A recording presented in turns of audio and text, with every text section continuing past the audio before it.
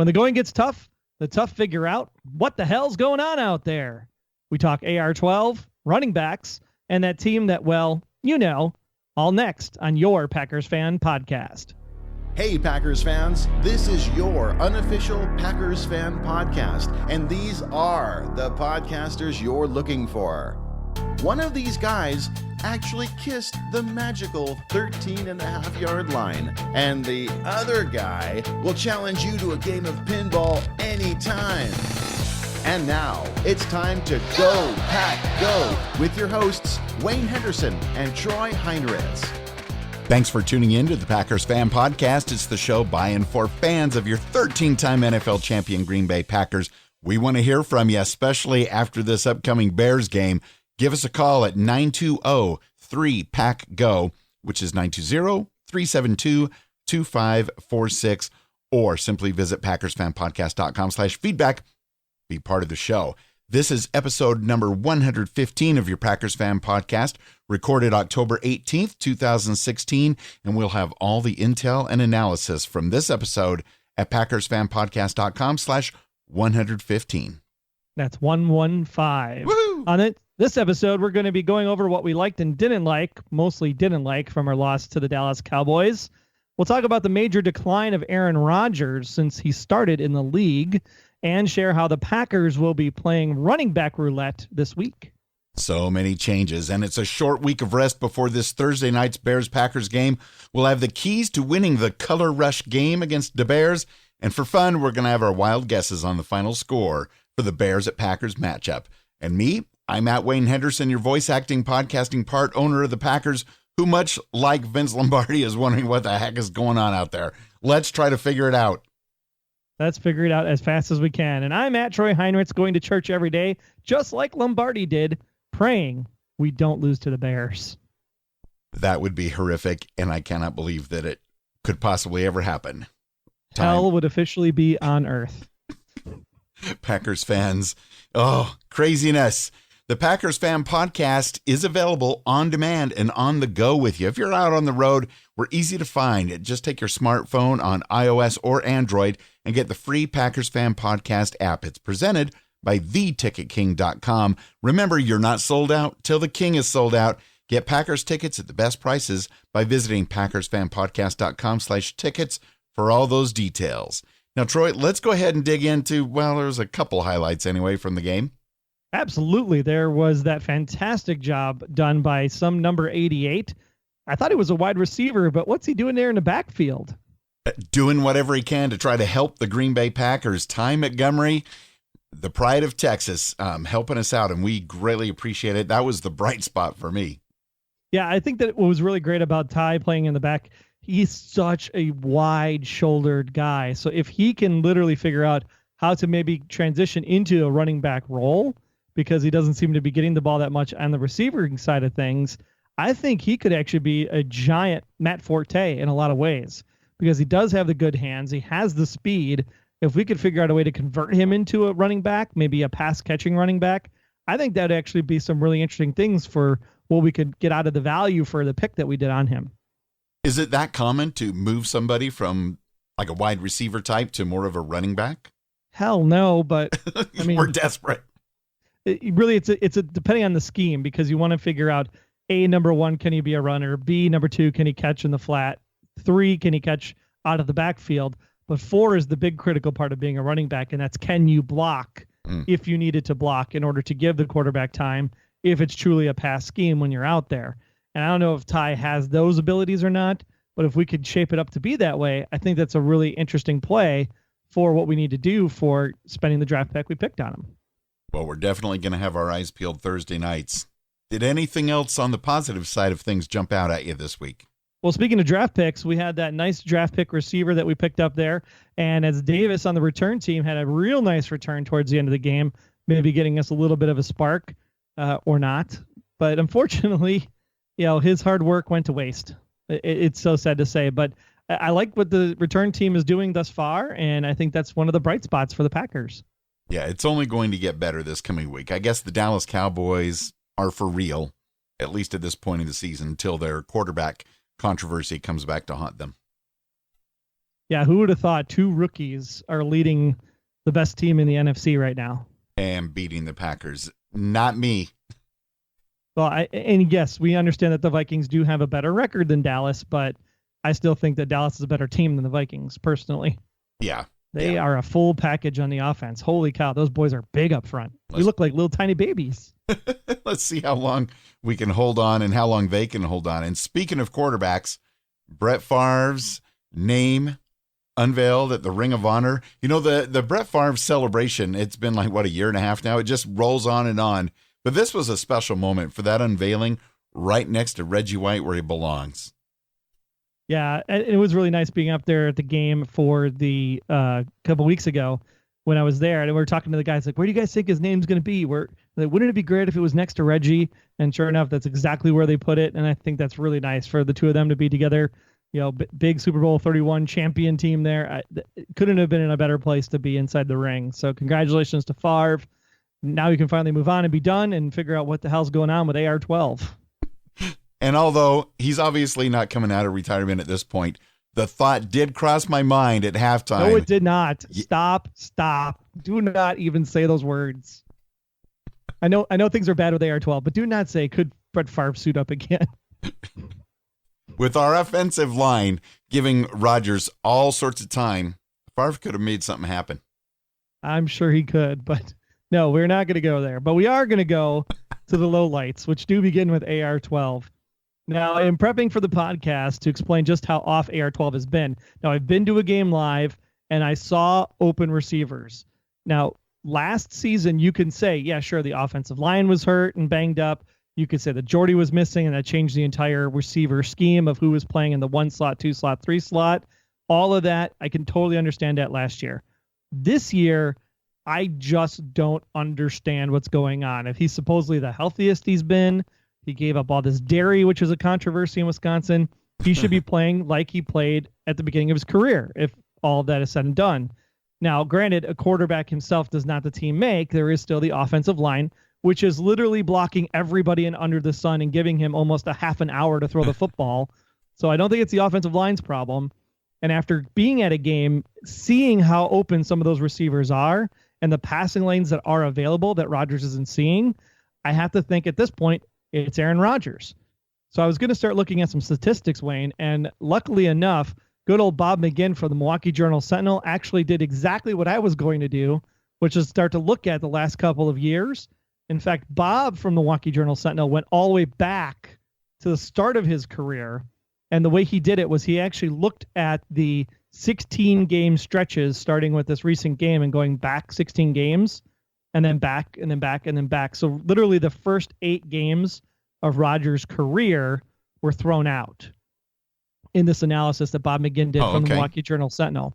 So every game he's ever played, including the ones he was injured in, minus the first 8 of his career. These stats are staggering. So outstanding how far AR-12 has fallen in the last 16 games of his career. Okay?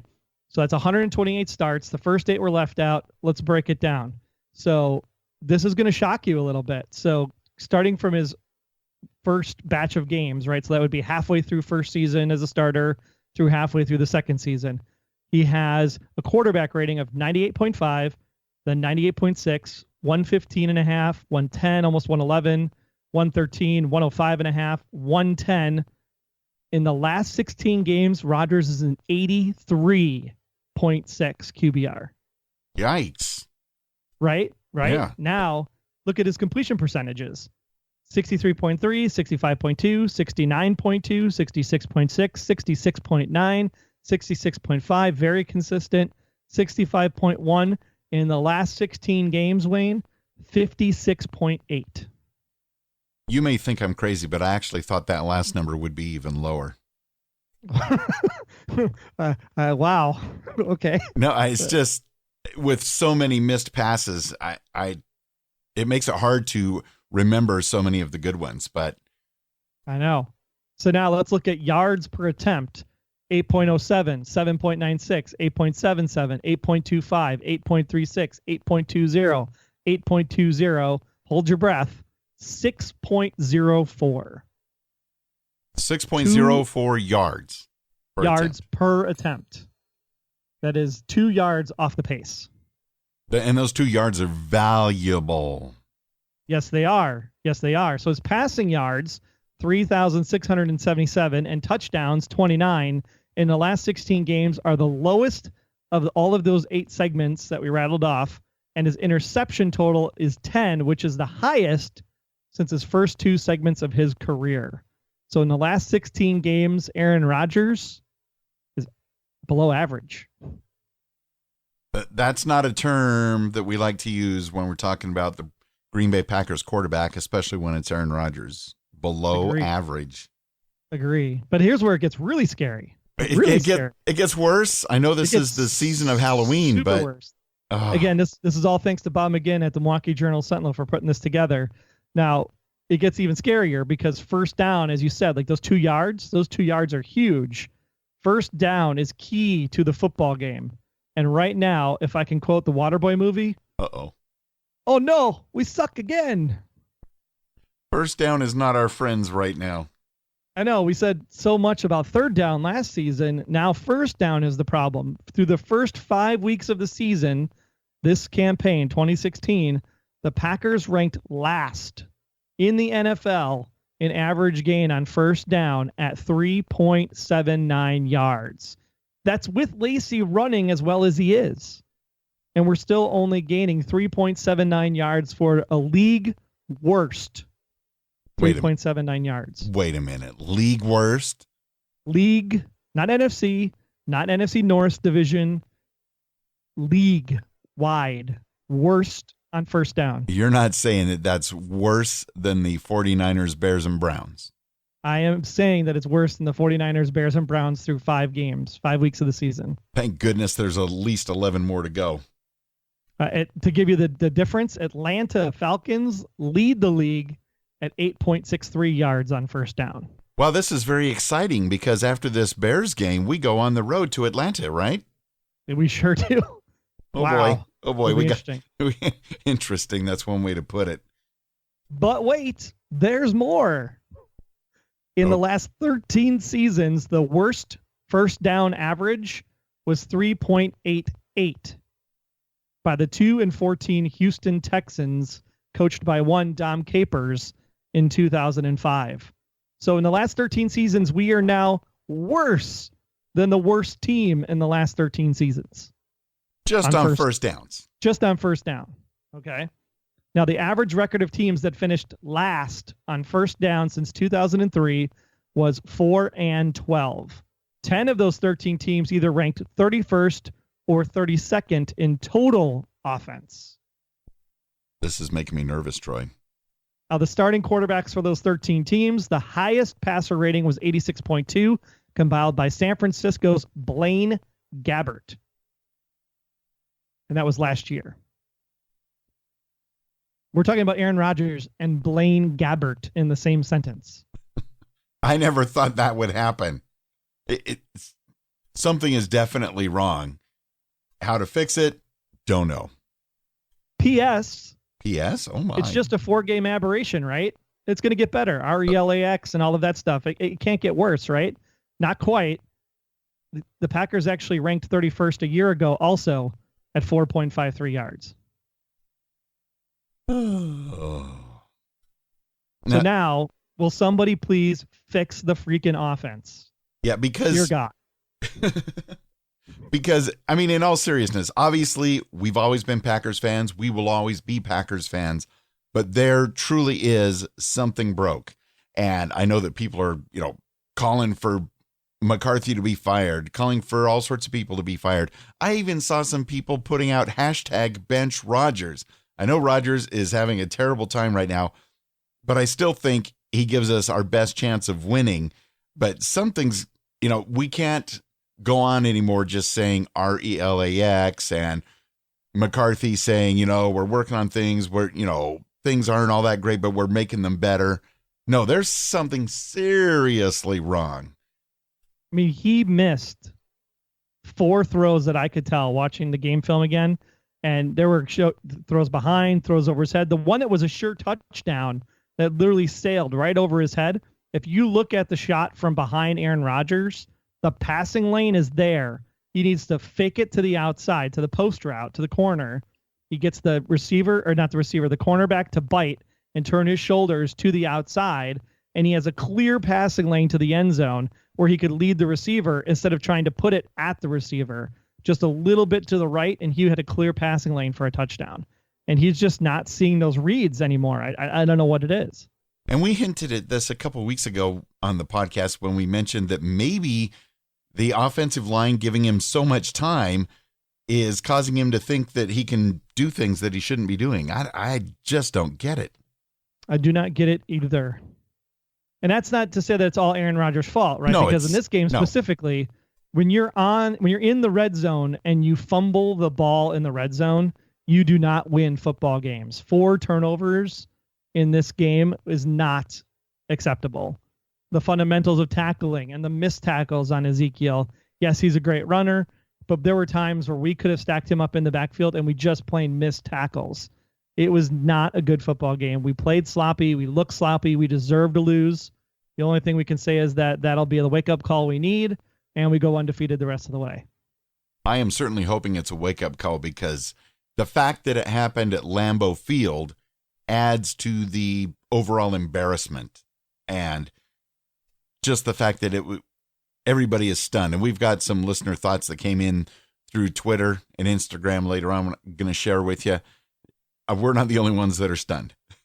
No, and there's an interesting book that came out about Brett Favre, and of course we can't put aside that this was a Brett Favre ceremony game. And the last time we had a Brett Favre ceremony game, granted it was raining, people might have had the flu because it was cold out, but we lost that game too, and Aaron had a pretty poor performance.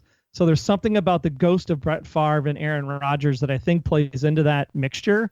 And I sent Wayne a link from an excerpt from this book earlier this week. And if we have that link still, Wayne, we could put it in the show notes up at PackersFanPodcast.com/115.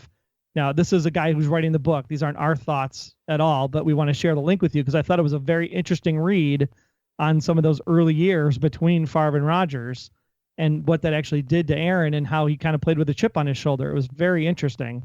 And maybe the Brett Favre thing, again, got to him in this game where he had to prove he was better than Favre, and he just didn't come to the table because he didn't play Aaron Rodgers football.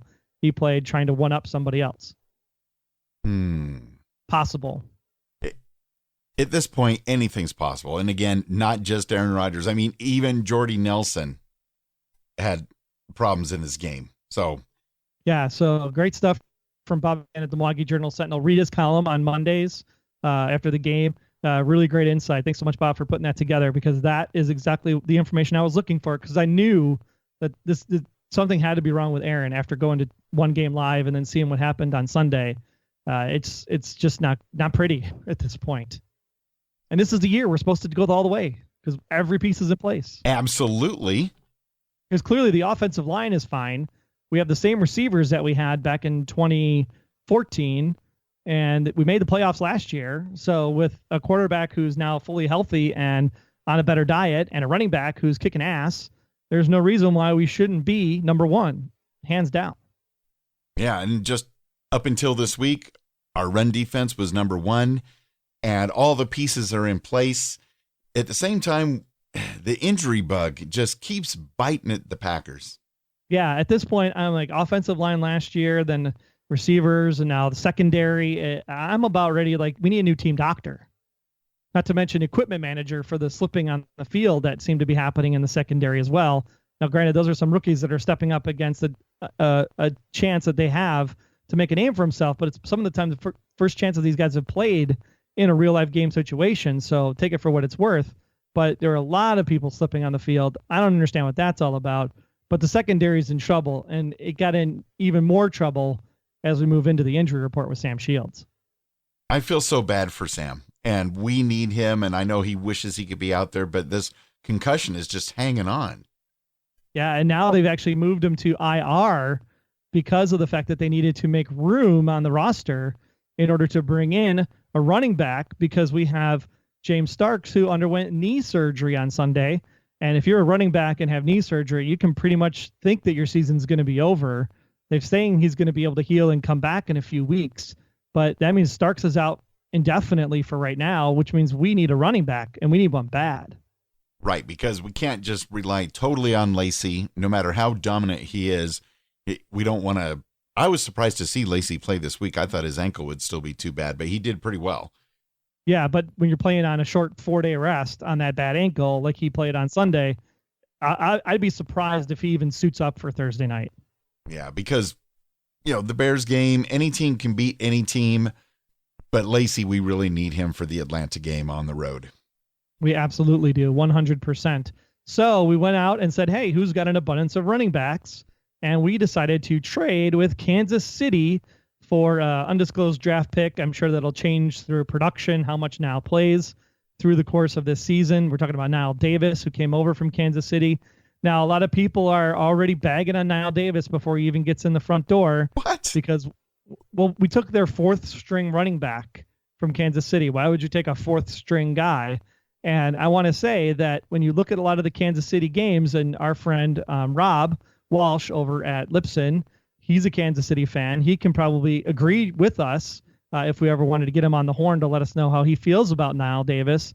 But when they needed Niall Davis to step up, especially in playoff situations, Niall has always delivered when the time comes. And this is one of those situations where we need a running back to deliver. I don't know how much he's going to deliver on Thursday night because he just joined the team today. On Tuesday, he's got to learn the playbook. He's got to understand the scheme and all of that stuff. So I don't know how much of a factor he'll be on Tuesday. I'm sure they're probably game planning with Randall Cobb and Ty Montgomery. And then, of course, you have some other options there that you can bring in from the practice squad. But at this point, I think it's a good trade. I think we needed an extra running back. We know that James Starks wasn't looking that great to start the season. He also has the knee injury now that's going to be nagging him for a good chunk of the middle of the season. So why not have an extra back that we know is a good running back? Granted, he has a little bit high on the carry to fumble ratio, but I'm sure with a new environment and a new team and a new scheme with a good offensive line, I'm sure that will change. And the chance to really prove himself and make a mark with the Green Bay Packers, move up he's already moved up the depth chart. He can't possibly be the number 4 running back on the Packers right now. No, I mean, at this point, he's number 1, right? There you go. He's the only classified running back. I mean, Ty Montgomery's a receiver. Randall Cobb is a receiver. But I think you're going to see some really interesting looks because if I put my money on it, Ripkowski is your number 1 running back at this point. I mean, he had a hell of a game up there a couple Sundays ago. And I think that if you have Rip there with maybe Ty lead blocking in that fullback position, I think maybe that's a possibility. And then you do some trick stuff with Randall Cobb. I think it'll be a very interesting game on Thursday night. I am looking forward to it. Not only because it's always great to play the Bears, but it's great to see the Packers come back and just wash away the memory of this past week's game. What's the rest of the injury list looking like? Because there were a couple of people that went down during the course of that game. Oh, man. I was mostly surprised at Devontae Adams. He's still questionable as of today. He also kind of being tested for concussion. We bagged on Devontae so much last season that we were kind of surprised he was still on the team.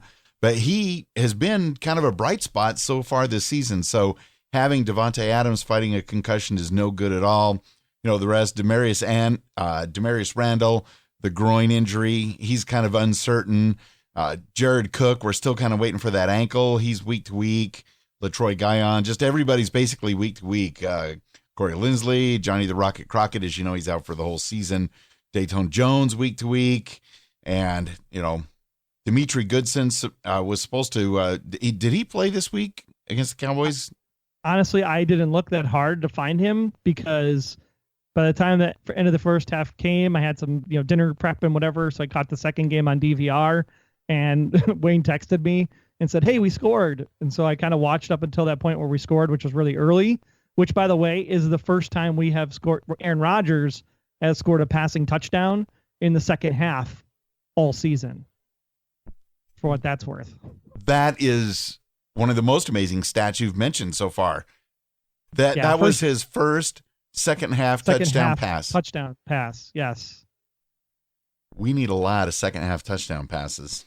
We need a lot of second half touchdown passes. At least give me 2 a game, right? 2 and 2 for 28. I'm good with that. 3. I want 3, Troy. 3. Okay.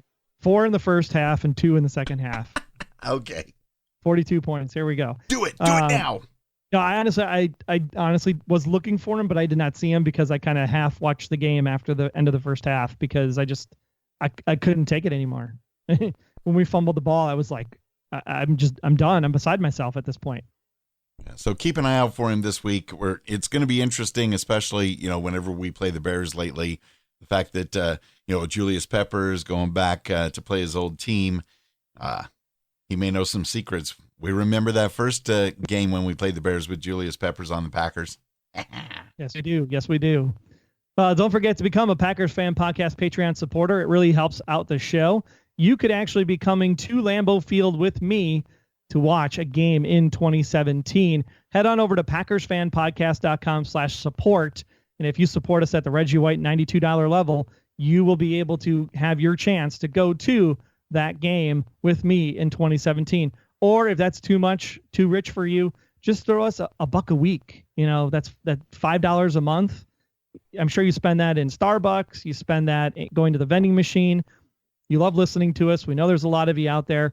Just buy us a beer a month. That'd be awesome. We'd greatly appreciate it. PackersFanPodcast.com/support. We thank you for your patronage. Absolutely. And something that's kind of a surprise that we'll talk about more after the fact, but was official last night, that longtime friend of ours, Stephanie Zimmer, fellow podcaster, does the TV Rewind podcast. She's been doing that for years. She's also part of the Milwaukee, Symphony Orchestra and Chorus. And they're going to be doing the national anthem Thursday night at the game and performing at halftime. Our podcasting buddy, Stephanie Zimmer, gets to be on Lambeau Field. I'm super jealous. Me too. This is, of course, game number 4 at home. So I don't have this game. I would have loved to have been at this game to support Stephanie and the Milwaukee Symphony Orchestra. Love the Milwaukee Symphony Orchestra. Some great people. Got to see the MSO actually play when John Williams conducted the MSO for all of John Williams' famous songs. So that was a fantastic time. So to hear the full MSO plus the chorus doing the national anthem up there at Lambeau Field, that's going to be spectacular. Plus, when you add in the cool new fireworks that they have going on, it's a really, really magical Star Spangled Banner moment. Looking forward to it. I'm not sure how much will be shown on television, but I will be looking just to be on the safe side. Now, some of the final thoughts that came through regarding this game, fans on Twitter contacted us at Packers Fan Pod. Cheesehead Lifer, who's GoPack907, says, if we can't beat the Bears this Thursday, then honestly, all is lost. Hopefully the offense rights itself. That is an understatement. There's no way we can lose to the Bears. Dunette13 says, Lambeau is not happy, kids. Don't recall this many field goals in one game. Thank God for Mason Crosby. And, oh, man, that guy's money. And a few folks were absolutely speechless. Timothy Evans at a loss for words. And Monty Bolus, Monica, I can't even express how I feel. Again, speechless. And Chosen Radar, a.k.a. Ryan Hunter, says, bad scheme. Still, bad scheme has put Rodgers in weird mode. A new scheme needs to be installed. Yeah, because when you look at those stats over those buckets that our good friend Bob from the Journal Sentinel said, he looks very robotic in a lot of ways. So why not have a robot that has weird mode?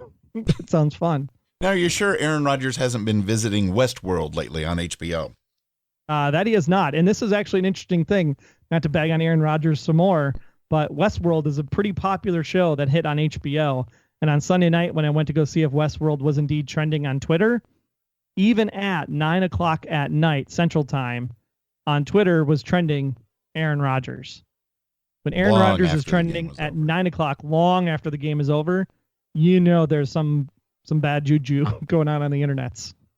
And like you said, this could be the wake-up call that finally gets them to realize that we can't just slough it off anymore. Things aren't magically going to be getting better. In fact, Troy, you even had a Twitter direct message convo going over the past few days. Any highlights from that as well? Just that I don't understand what's going on. They don't understand what's going on. And we're just praying. Lots and lots of praying for Thursday night. Well, let's have a few more bright spots. On Instagram, we got this really sweet story shared with us.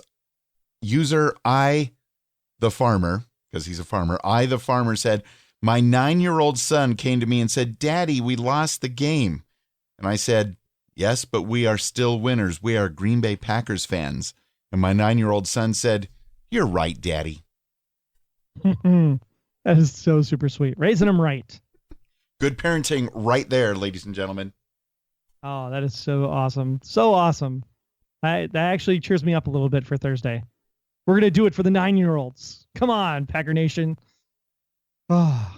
And we get this brand new iTunes review, too, which I thought was fantastic, from a Wisco native alive in Tucson, Arizona, from the USA. On October 8th, we had Wayne and Troy, a dynamic duo reminiscent of AR-12 and Air Jordy. Hopefully, AR-12 and Jordy can come up to our level, Wayne. That would be great. Oh, no.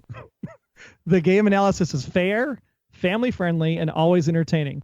Kudos to these pros for going the extra mile to provide unique statistics that supplement their honest, yet upbeat commentary. The program is a perfect balance of exhibiting professionalism while still having fun. I look forward to each week's offering. Thank you, gents, and go Pack Go.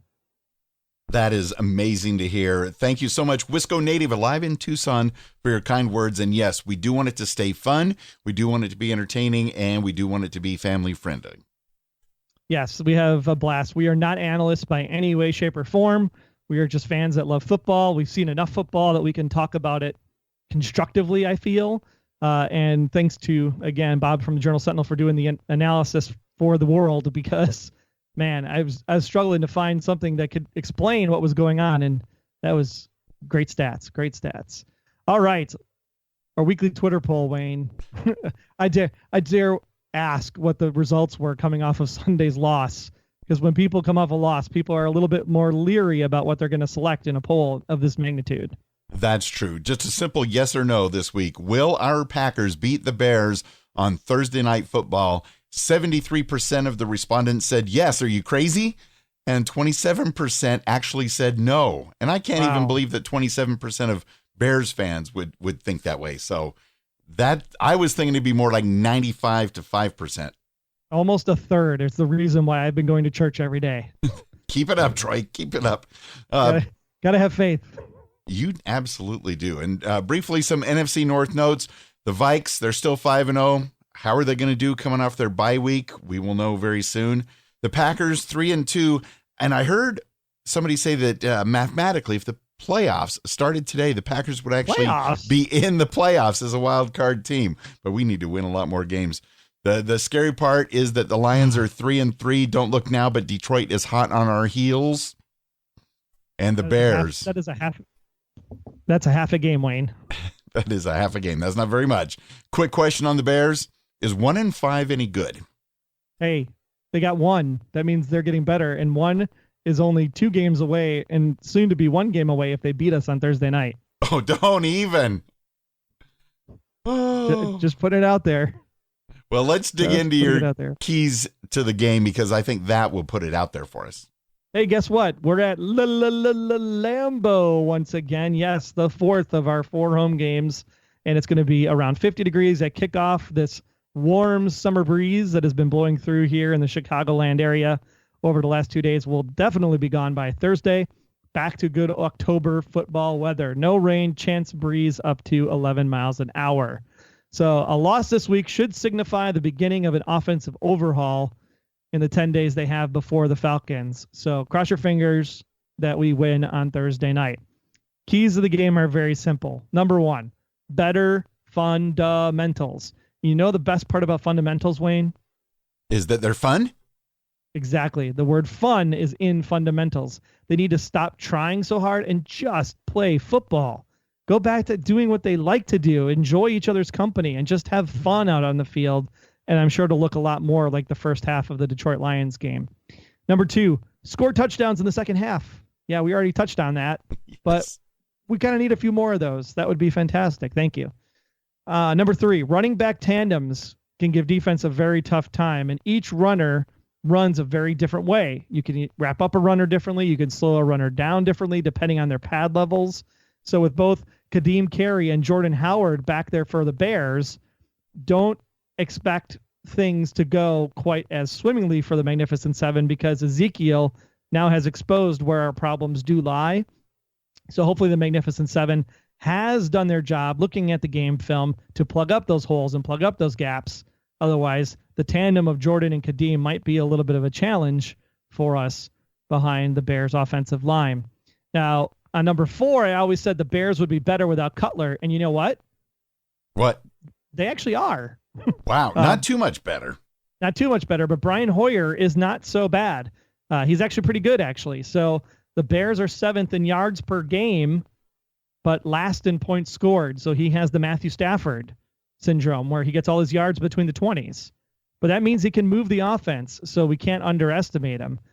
Translation, even though they have not gotten the points scored, all dams break eventually. So we need to make sure we still get to Hoyer and disrupt his rhythm, because if he gets in a rhythm, I'm sure that dam will break and we will see some points out of the Bears on Thursday night.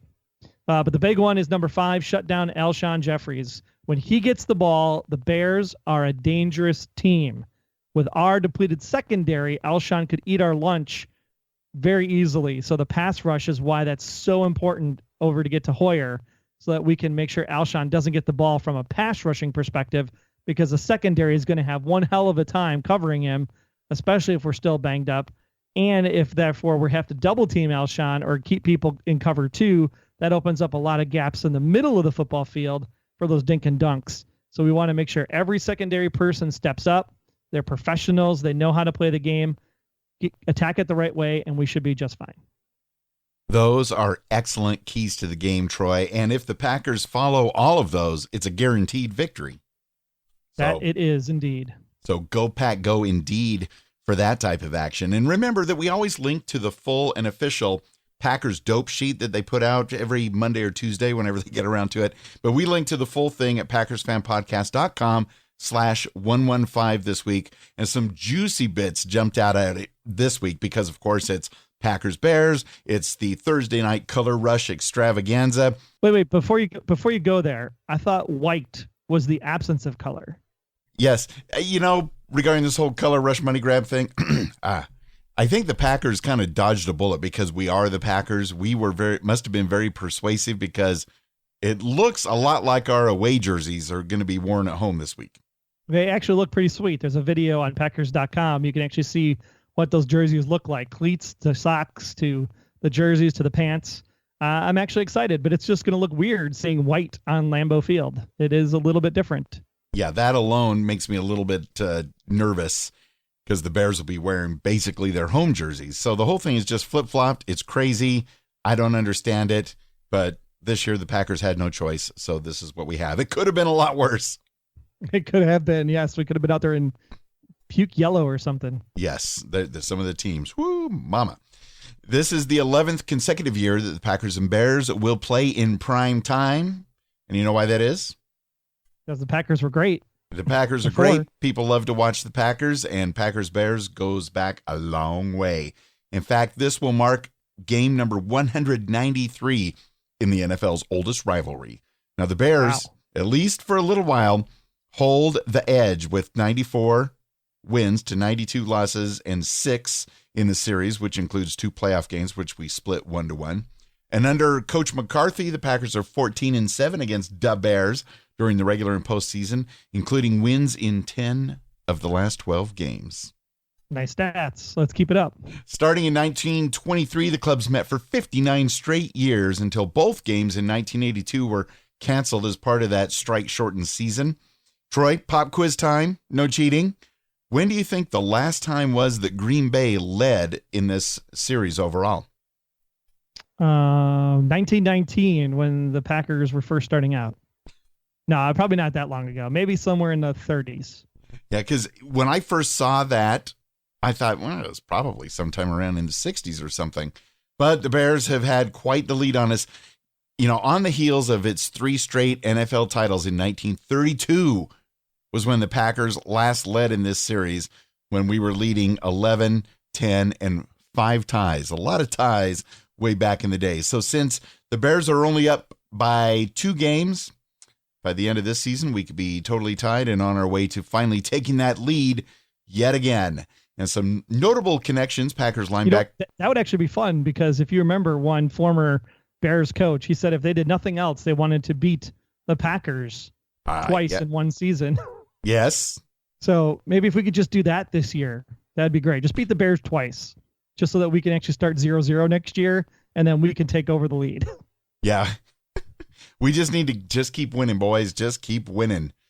Oh, some notable connections. Packers linebacker Julius Peppers played for the Bears from 2010 to 2013. And Packers offensive coordinator Edgar Bennett, love that guy. He played running back in Chicago from 98 through 99.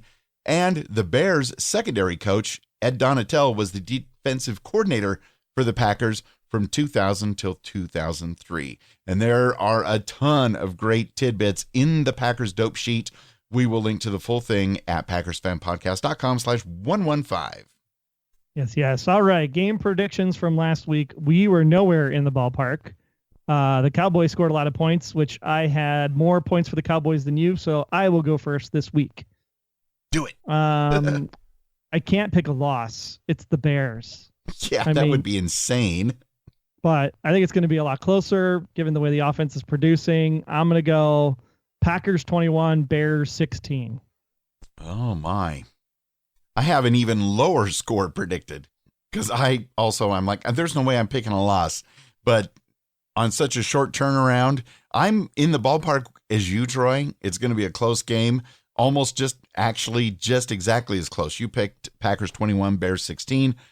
I'm going to go with the Bears 10, Packers 15. Okay, so I've seen things that said that the line was like 10.5. I can't believe it. I love it, but I can't believe it. So, at this point, Wayne and Troy are saying pick the Bears to win, getting the points. That's a scary statement. Well, I would love to see the Packers prove us wrong and just like a couple years ago, be up 42-0 at halftime. I would like that. That would be fantastic. That would show signs that maybe they've turned the corner. But on such a short week, and I know they don't want to overlook any opponent, but there's got to be in the back of their head knowing that they're going to Atlanta and back on the road soon. I don't know. With that, we are going to get ready for Thursday night, but we want to remind you that the unofficial Packers Fan Podcast is not affiliated with the NFL or the Green Bay Packers. However, we would totally love for that to happen. Just contact us at media@PackersFanPodcast.com. And don't forget to become one of those Packers Fan Podcast faithfuls. Again, buy us a beer a month, $5. It'd be great. We can do a lot with the show, maybe even some live call-in stuff after the game. Visit us at PackersFanPodcast.com/support to see how you can make the podcast even better. And listen to us on the go with our free, totally free, no charge Packers Fan Podcast apps for iOS and Android presented by theticketking.com. Don't get sold out of your next Packers game. Visit PackersFanPodcast.com/tickets for all the details regarding theticketking.com. And follow us all season long on Twitter at PackersFanPod. Again, on Twitter at PackersFanPod. And myself, my personal account, if you want more shenanigans, I'm at Wayne Henderson. And me, I'm at Troy Heinrichs. Be sure to like us on Facebook as well. Just visit PackersFanPodcast.com/you guessed it, Facebook, to join on in the community. And you can probably guess where to go to get your feedback in. PackersFanPodcast.com/feedback. That's correct. Ding, ding, ding, ding. Keep the conversations going online. We'll be back very soon to talk about our victory over the Bears. But until then, thanks for listening to this episode of your Packers Fan Podcast. Be sure to subscribe in iTunes, leave a great review like we got from Tucson, Arizona, and continue to support the podcast because we will give out the good vibes if you give out the good vibes. So let's go ahead, gear on up for Thursday night. It's Color Rush time, baby. We need to beat the Bears. So let me hear you with a Go Pack Go.